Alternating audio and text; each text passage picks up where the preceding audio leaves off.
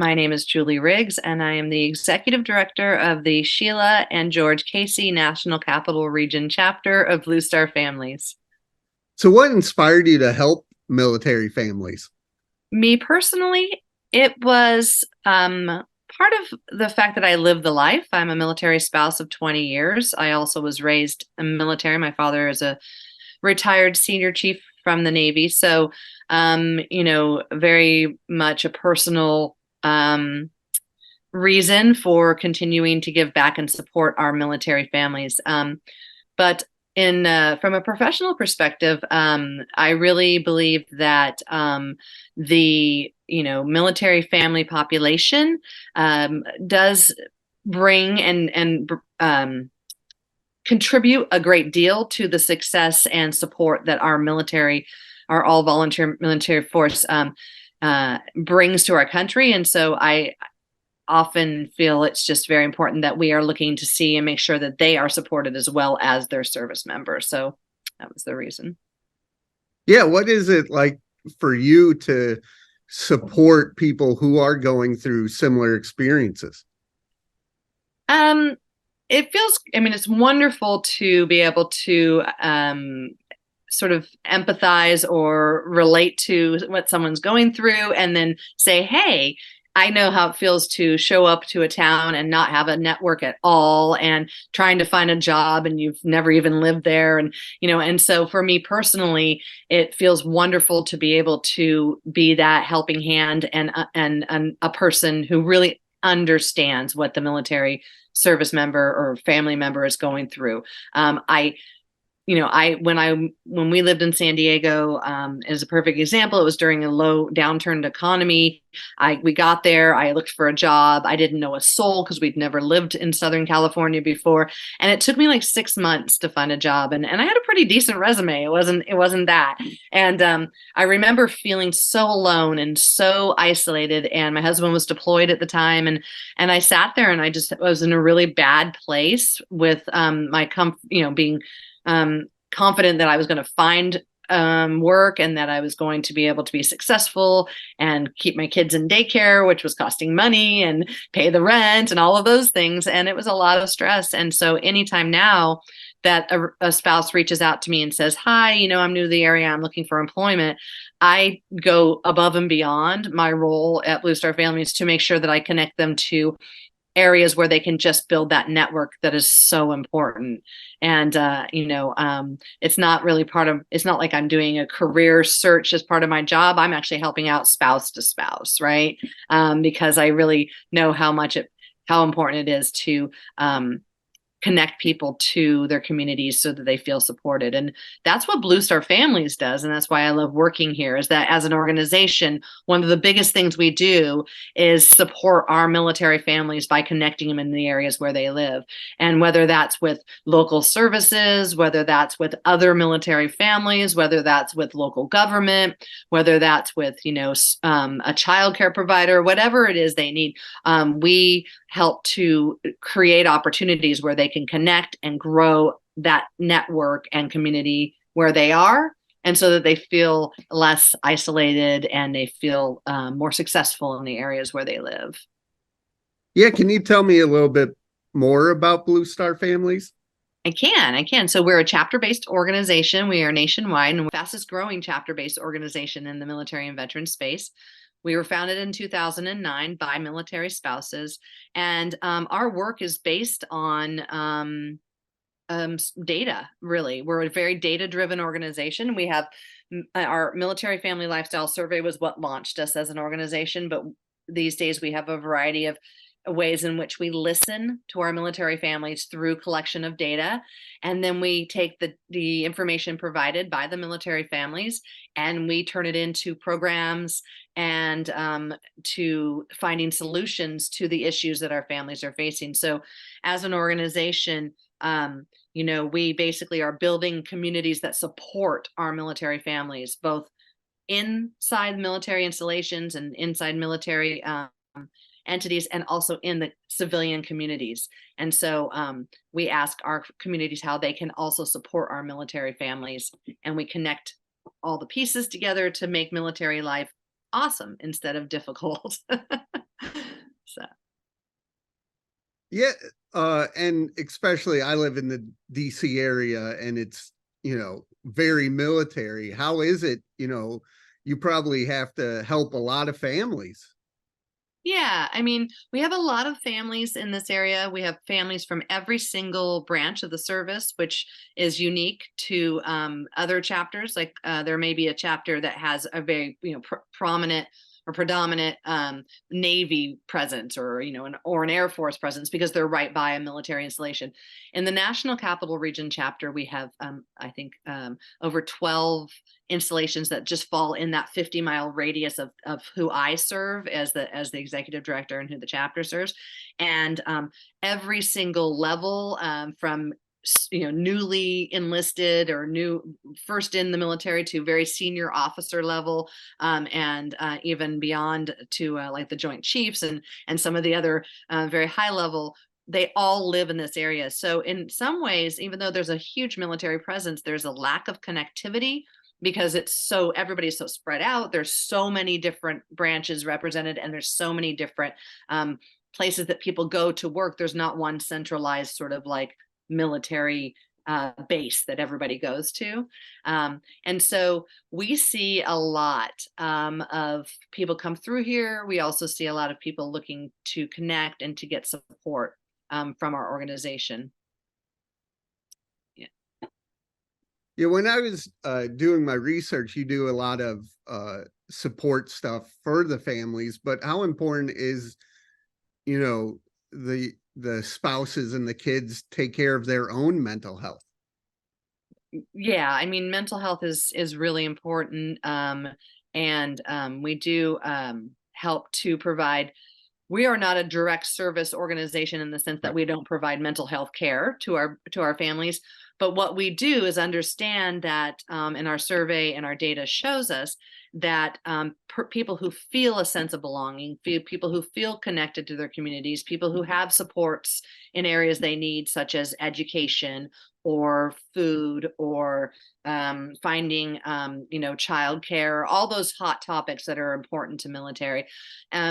That all of those things will help to create a better sense of mental wellness with an individual, right? So we provide upstream solutions really to help people feel more prepared for and more connected to their communities, which then increase their sense of well-being. We work with veterans to help provide connection and understanding of resources available should they or anyone they know need that mental health support.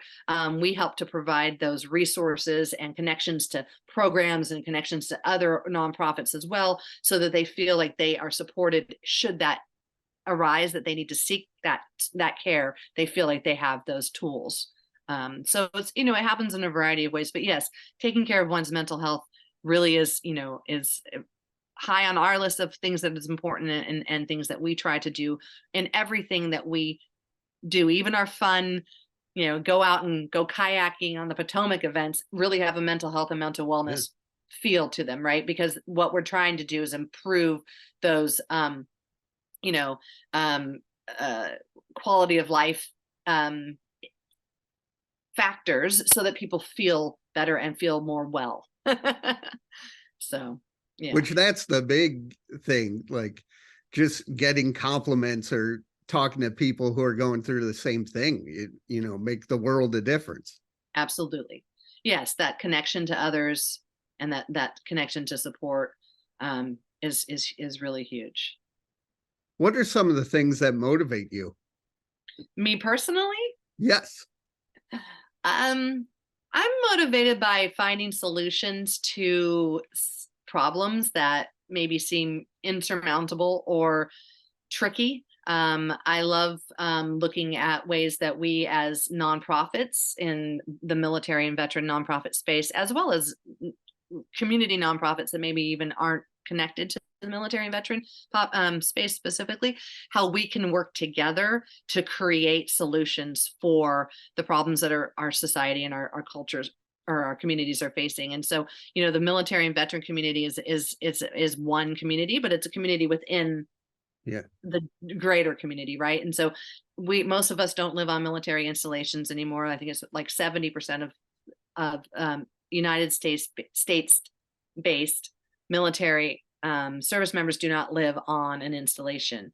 And so we're in the communities. We're using the same Safeway you are. We're using the same post office you are. We're using the same, we're going to the same schools you are. And so by connecting all the different services and resources together, I like to use that collaborative, connection in order to make solutions to problems that arise, in our society. So that's sort of what motivates me, is really collective impact, collaborative impact sort of work to help make everybody's life a little bit easier and better, and have them be connected to the things they need. Because everybody has moments when they can use a little more support, and moments when maybe they can give to others and help support. So it's nice to use to bring people together and create that, network. I'm saying network a lot, but that's important, No, it's huge. Yeah. How does it feel that when you talk to families that you've helped, what does that mean to you? It means a lot. I mean, I'm obviously a mission driven person. I've worked in nonprofit my entire career. And so I definitely value seeing the results of my efforts. I like to know that what I do, I'm doing, it brings good to our world overall. And so to hear from someone that what you did was impactful, it everybody loves to have that compliment, right? Like, hey, what you did really helped, and like, oh, cool, my efforts were not in vain. I think some of the ones that surprise me are even the nicest to hear are when you didn't even realize you were helping, but just by being there, someone will come back and be like, you don't realize it, but the fact that I have an example. So we have Blue Star Welcome Week, which happens every year, and it's where we welcome our military families into the area after they've moved here. And then we also welcome our veterans into their communities as well. So it's a annual week-long activation where we say, like, welcome to the area, welcome to the community. And we really do a lot of stuff to reach out and bring in local government and other nonprofits and military families and veteran families, and bring them all together.